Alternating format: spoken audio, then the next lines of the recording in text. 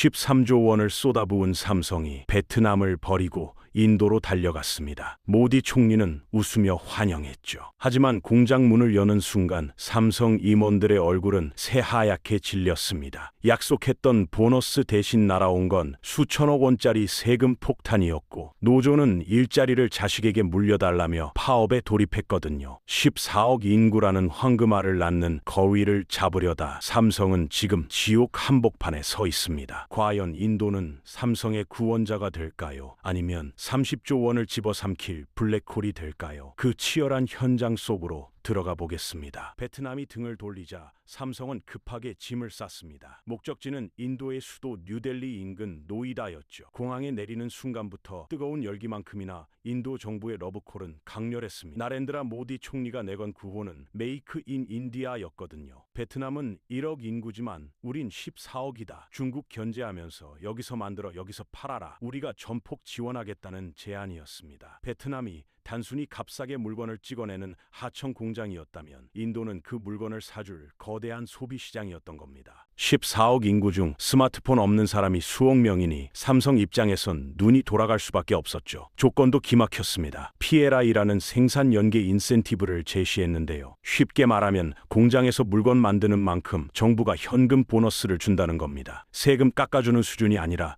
아예 돈을 쥐어주겠다는데 거절할 기업이 어디 있겠습니까? 게다가 인도는 세계 최대 민주주의 국가잖아요. 중국이나 베트남처럼 공산당이 어느 날이 갑자기 법 바꿔서 나가라고 육박지를 위험도 없어 보였습니다. 영어도 통하고 IT 인재도 넘쳐나고 정부가 돈까지 준다니 삼성 경영진 눈에는 인도가 잃어버린 낙원처럼 보였을 겁니다. 그래서 삼성은 뒤도 돌아보지 않고 인도행을 결정했습니다. 노이다에 세계 최대 규모 스마트폰 공장을 짓고 벵갈루루에는 거대한 R&D 센터를 세우며 제2의 전성기를 꿈꿨죠. 이제 꽃길만 남았다고 확신했을 겁니다. 하지만 세상에 공짜 점심은 없다는 진리를 인도는 아주 혹독하게 가르쳐주기 시작합니다. 겉으로는 웃으며 100억 달러 투자를 환영했지만 그 미소 뒤에는 전혀 다른 계산기가 돌아가고 있었거든요. 삼성이 미처 예상하지 못한 인도식 매운맛이 요리되고 있었던 겁니다. 꽃길인 줄 알고 들어섰는데 알고 보니 발밑은 온통 지뢰밭이었습니다. 인도가 건넨 환영 선물의 첫맛은 달콤했지만 목넘김은 그야말로 독약에 가까웠거든요. 환영 인파가 사라지자마자 가장 먼저 삼성 공장 문을 두드린 건 약속했던 지원금을 든 공무원이 아니었습니다. 서류퍼런 국세청 직원들이었죠. 글로벌 기업들 사이에서 악명 높은 인도식 세금 테러가 시작된 겁니다. 분명 계약할 때는 이 부품은 관세 제로다, 걱정 말라고 도장까지 찍어줬거든요. 그런데 담당자가 바뀌자마자 말이 180도 바뀝니다. 다시 보니까 이거 스마트폰 부품 아니고 그냥 전자기기네. 관세 내야겠는데. 그것도 지난 3년치 이자까지 쳐서 내라는 겁니다. 삼성 입장에선 미치고 팔짝 뛸 노릇이죠. 코에 걸면 코걸이, 귀에 걸면 귀걸이식 해석으로 수천억 원짜리 고지서를 날리는데 논리가 통하지 않는 겁니다. 과거 노키아가 인도 정부의 이런 막무가내식 소급 과세에 두 손 두 발 다 들고 공장 문을 닫았다는 이야기가 삼성에겐 섬뜩한 현실로 다가왔습니다. 법대로 하자고 소송을 걸어도 재판 날짜 잡는 데만 한 세월이니 기업 입장에선 피가 마를 수밖에 없어요. 더 환장하는 건 거북이 행정입니다. 한국의 빨리빨리 DNA를 가진 삼성 직원들이 인도에서 가장 많이 듣는 말이 뭔지 아세요? 바로 노 프라블럼입니다. 문제는 그 노 프라블럼 뒤에 투모로우가 붙는다는 거죠. 그런데 그 내일이 진짜 내일이 아닙니다. 일주일이 될지 한 달이 될지 아무도 모릅니다. 인허가 서류 하나 도장 받는데 베트남에서 3일 걸렸다면 인도에선 3개월은 기본이거든요. 담당 공무원이 고개를 옆으로 까딱까딱 흔드는데 이게 좋다는 건지 싫다는 건지 도통 알 수가 없어서 삼성 주재원들이 화병으로 쓰러질 지경이라는 말이 농담이 아닙니다. 13조 원을 쏟아부었는데 첫 단추부터 완전히 꼬여버린 겁니다. 세금 문제로 머리가 지끈거리는데 진짜 핵펀치는 공장 밖에서 날아왔습니다. 월급 올려달라, 밥 맛있게 해달라 수준의 귀여운 투정이 아니었어요. 삼성 경영진의 귀를 의심하게 만든 그야말로 21세기판 신분제가 부활한 듯한 요구가 터져 나온 겁니다. 인도 남부 첸나이 공장에 공장에서 벌어진 파업, 그 내막을 들여다보면 기가 찹니다. 노조가 들고 나온 요구사항 중에 일자리 세습이 있었거든요. 내가 정년 퇴직하면 내 아들이나 딸을 무조건 입사시켜라는 겁니다. 아니, 여기가 조선시대 음서제도도 아니고 글로벌 첨단 기업에서 대를 이어 공장직을 물려달라니요. 한국 상식으로는 도저히 이해 불가한 그야말로 문화 충격 그 자체였습니다. 더 골치 아픈 건 인도의 정치 환경입니다. 베트남에선 공산당이 조용히 하라고 하면 노조가 얌전해졌죠. 그런데 인도는 세계 최대 민주주의 국가잖아요. 이게 기업 입장에선 독이 됩니다. 선거만 되면 정치인들이 표 얻으려고 파업 현장에 달려와서 마이크 잡고 외국 기업 물러가라고 외치거든요. 노동자 편을 들어야 표가 나오지. 삼성 편 들어봤자 표 안 나오니까요. 시위대가 공장 앞에 텐트 치고 북치고 장구 치며 춤까지 추는데 경찰은 멀뚱멀뚱 구경만 합니다. 파업도 권리라면서요. 생산 라인은 멈춰섰고 납기일은 다가오는데 협상은 벽에 대고 소리 지르는 격이었습니다. 월급을 2배로 올려줘도 해결이 안 돼요. 애초에 돈 문제가 아니라 기득권 싸움이었으니까요. 삼성은 그제야 깨달았을 겁니다. 아, 우리가 민주주의의 매운맛을 몰랐구나. 통제가 안 되는 자유가 기업에겐 지옥이 될 수도 있구나 하고요. 베트남의 독재가 그리워질 정도로 인도의 자유분방한 파업 문화는 삼성의 인내심을 밑바닥까지 긁어놓았습니다. 파업에 세금 폭탄까지 맞아도 물건만 잘 팔리면 장사는 됩니다. 그런데 공장 컨베이어 벨트가 돌아가는 순간 삼성 엔지니어들은 또 한 번 좌절해야 했습니다. 공장은 의욕적으로 지어놨는데 정작 스마트폰 안에 들어갈 나사 하나, 케이스 하나 조달할 곳이 없는 겁니다. 중국이나 베트남에선 전화 한 통이면 30분 안에 오토바이로 배달되던 부품들이 인도 공장 주변엔 아예 전멸 상태였거든요. 제조업 생태계라는 게 하루아침에 생기는 게 아니잖아요. 결국 울며 겨자 먹기로 부품을 중국에서 배로 실어와야 하는데 여기서 인도 정부의 기가 막힌 이중 트랩이 발동합니다. 인도 정부가 자국 산업 보호를 명분으로 수입 부품에 관세 폭탄을 때려버린 겁니다. 너네 왜 인도 부품 안 써? 괘씸한데 세금 더 내라는 식이죠. 아니, 인도에 부품 공장이 없어서 못 쓰는 건데 안 쓴다고 벌금을 물리는 꼴입니다. 이게 바로 메이크 인 인디아의 치명적인 모순입니다. 겉으로는 제조업 육성을 외치지만 실제로는 인프라 없이 기업들 팔만 비트는 거죠. 배보다 배꼽이 더 커진 생산 비용 때문에 삼성의 계산기는 매일 마이너스를 찍고 있습니다. 더 환장하는 건 현장의 마인드 차이입니다. 삼성은 0.1mm, 1mm초도 허용 안 하는 초격차 품질을 따지잖아요. 그런데 인도 현장에는 뿌리 깊은 찰타 하이 문화가 있습니다. 이 정도면 됐지 뭐. 그리 깐깐하게 굴 필요 있나는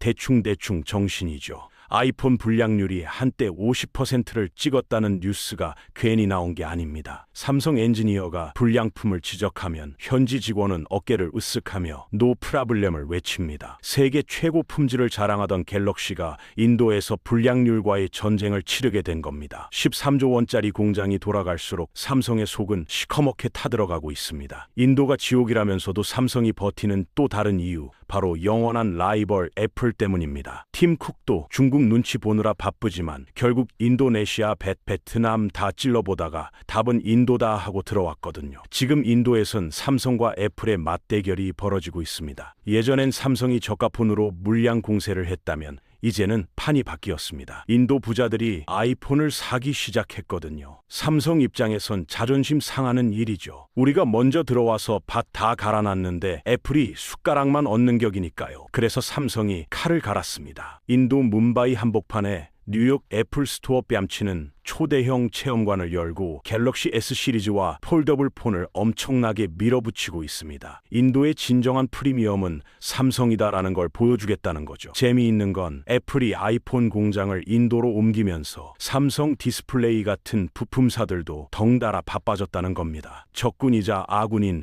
묘한 관계 속에서 14억 인구의 주머니를 누가 먼저 터느냐, 이 거대한 왕좌의 게임에서 밀리면 끝장이라는 위기감이 삼성을 더 독하게 만들고 있습니다. 하지만 삼성 주재원들을 가장 미치게 만드는 건 경쟁사도 세금도 아닙니다. 바로 한국의 빨리빨리 정신과 인도의 느긋함이 정면 충돌하는 매일매일의 문화전쟁입니다. 한국 사람들은 오늘까지 보고하라고 하면 밤을 새워서라도 해오잖아요. 인도에선 그게 안 통합니다. 김 부장님 노 프라블럼 투모로우 하고 호언장담하는데 그 투모로우가 내일이 아닙니다. 다음 주가 될지 다음 달이 될지 아니면 영원히 안 올 수도 있어요. 인도 특유의 시간관념 때문에 삼성 관리자들 혈압약 판매량이 늘었다는 우스갯소리가 나올 정도입니다. 더 환장하는 건 의사소통입니다. 인도 사람들이 대화할 때 고개를 양옆으로 까딱까딱 흔들거든요. 한국인 눈 아니오. 노우처럼 보이는데 그게 인도에선 알겠다. 예, 좋다. 심지어 글쎄일 수도 있습니다. 회의 끝나고 다 이해했지 물으면 고개를 까딱거리니까 된 줄 알았는데 다음날 가보면 엉뚱한 짓을 하고 있는 거죠. 1분 1초가 급한 삼성의 스피드 경영이 인도의 늪 같은 느긋함에 빠져서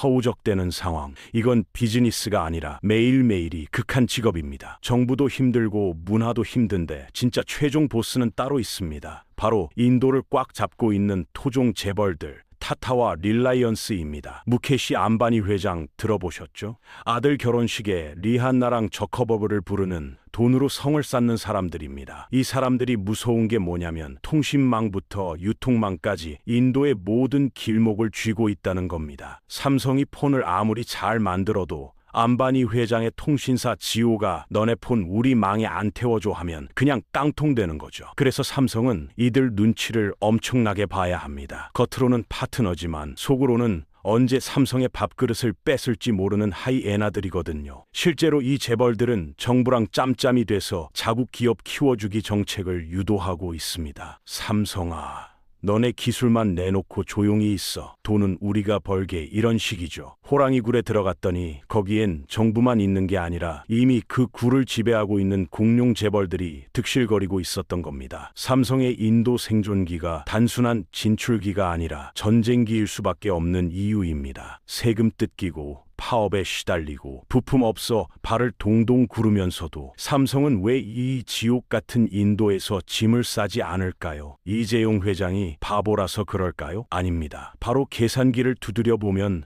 답이 나오는 거부할 수 없는 한 방이 있기 때문입니다. 인도는 베트남과는 차원이 다른 무기를 가지고 있거든요. 베트남은 물건을 만들어서 배에 실어 보내야 돈이 되는 생산기지였지만 인도는 공장 문을 열자마자 물건을 사줄 14억 명의 소비자가 대기하고 있는 거대 시장입니다. 이 차이가 삼성의 인내심을 지탱하는 유일한 버팀목입니다. 상상해보세요. 인구 14억 명 중 스마트폰 쓰는 사람이 아직 절반도 안 됩니다. 앞으로 폰을 개통할 잠재 고객만 수억 명이라는 소리죠. 게다가 중국은 늙어가고 있지만 인도는 평균 연령 28세의 젊은 나라입니다. 돈 벌기 시작한 젊은 애들이 가장 먼저 사고 싶어 하는 게 뭐겠습니까? 바로 삼성 갤럭시입니다. 실제로 인도에서 삼성전자는 스마트폰 시장 점유율 1위를 탈환하며 승승장구하고 있습니다. 메이드 인 인디아 딱지가 붙은 갤럭시를 인도 사람들이 자국 제품처럼 사랑해주고 있거든요. 물류비 아끼고 관세 피하고